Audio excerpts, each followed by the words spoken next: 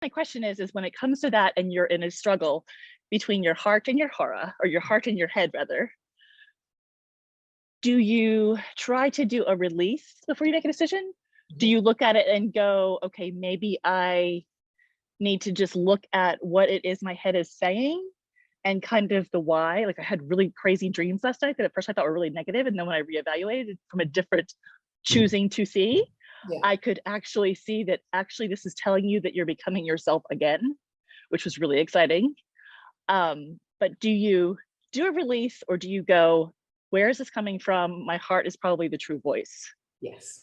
So, and you've kind of answered it already. So I'm going to answer this in general, not just in terms of coming on the next step for the program. This is for all of you around making decisions, full stop. So yes, I get it. I don't know if you saw the day 2 when we talked about the self-sabotage and the whole way that your brain works, and your brain is literally your brain is literally to protect you for fear. It is what everybody's brain is wired for fear. Nobody's brain is not wired for fear. So part 1, now with that knowledge and understanding, you can take a disconnected, I mean, as in an observant view of yourself. And I love that you're like, my head is saying this, not me, my head is saying this. I recognize that a part of me that isn't necessarily me, although it is you, but it's a part of you. It's not it's not all of you.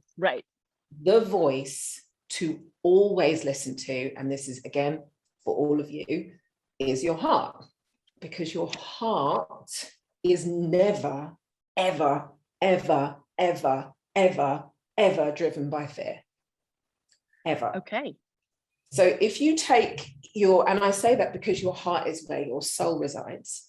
Yes. So in Chinese medicine, the heart is the emperor. It is the pure positive embodiment of your soul. Your consciousness lives within your heart.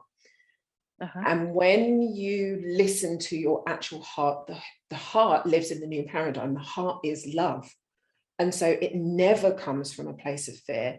Your heart always wants what's best for you, what is always for your highest good, what is always going to take you on your path. And that is what following flow is listening to your heart, even when your head and your logic doesn't make any sense of the why. Does that make sense? Yes, it does. And I have an added layer in that. Usually right now I'm in beautiful Arizona, sunny Arizona, so welcome from here. Usually I'm living in a space with a significant other that's very negative and very logic and very, you're not smart and you don't understand and you're just not whatever. So I'm constantly having to combat other voices besides my own. So I think that has an influence on my thought process too. Which is exactly what part 2 is. So part 1 is recognize this is not always true. This is programming. This is soul. So if you know that this is coming from here, you've got a tool to work on releasing the thoughts, the doubts, the fears, and the beliefs. And the reason that I say this to everyone around all decisions, you cannot make a decision about anything in your life, what job you should be going to, what relationship you should be in, whether you should be moving house, joining a program, investing in whatever the thing is. You cannot make the right decision for you from a place of fear, because the decision that you make will hold the fear vibration. And so your choice is never, ever, never the right one, ever going to manifest in the thing that you want, because the vibration of fear and negativity is in it when you made the decision. So the way to make, and this is a big thing that we teach, and I haven't talked about a lot this week, is how to make aligned decisions, aligned choices. And that's by doing the work, recognizing when it's a fear, it's a doubt, it's making me sick, it's bringing stuff up. You have to do the energy work on releasing, where did it come from? What am I feeling in my body? What are the thoughts and beliefs that are coming up? What's this pattern? Is it an upper limit that's just keeping me stuck? And what's going to change? If I don't do something about it, what is going to change? So you have to let go of these things first. And what you then create is space and clarity to then be able to hear your heart, which is your soul. the answer might still be no. Yeah. But it's not coming from a place of fear. And that's a Yeah. completely different decision.